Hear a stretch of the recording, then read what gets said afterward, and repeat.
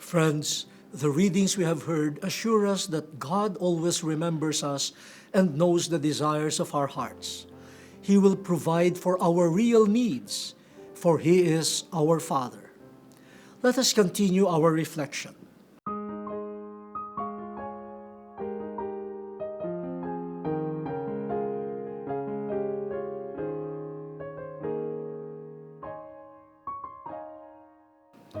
The scene at Jacob's well, where Jesus spoke with the Samaritan woman, is an inspiring validation that God knows His people, for He created them.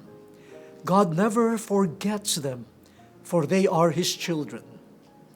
We learned from the same story that differences in religious traditions and observances caused hostility between the Jews and the Samaritans and other non-Jews.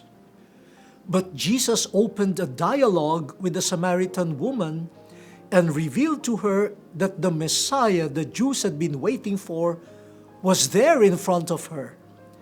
I am He, the one who is speaking with you. Here we see that salvation, while coming from the Jews, was meant and offered for all.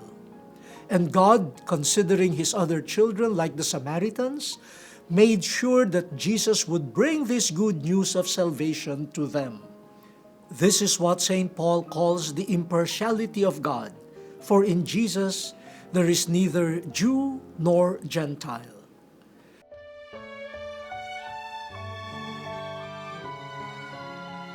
Another moving instance is the experience of Zacchaeus, the tax collector. During their time, no one would befriend a tax collector because of his reputation as a traitor and as a corrupt official. They believed that coming close to him would contaminate them with his sin, thus rendering them unclean like him.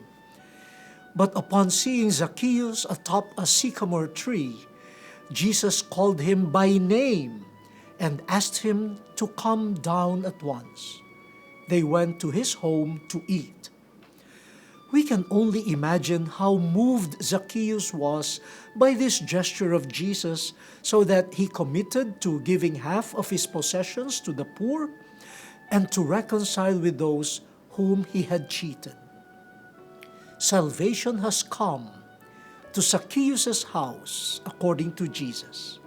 Zacchaeus was also a son of God. It reminds us that even though we sin, God does not forget us. God will come to us to make us experience His love once again.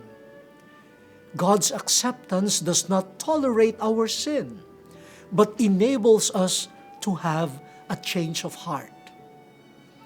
St. Paul tells us God loved us while we were still sinners.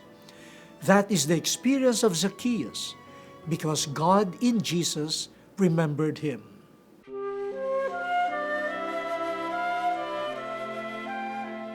Then, of course, can we forget the poignant moment at the foot of the cross?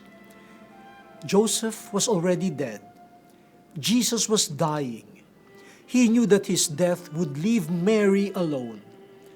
So he entrusted her to his disciple John, who together with other disciples became her new family.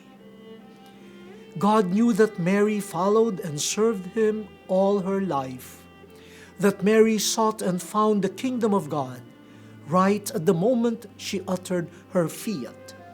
And truly, if God remembers to feed the birds in the sky and to dress the wildflowers, how could He ever forget Mary?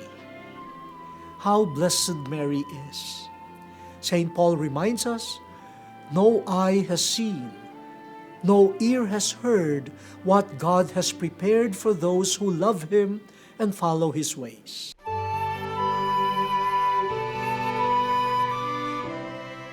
Friends, I invite you to reflect on these scenes in the life of Jesus that remind us that God knows and remembers us.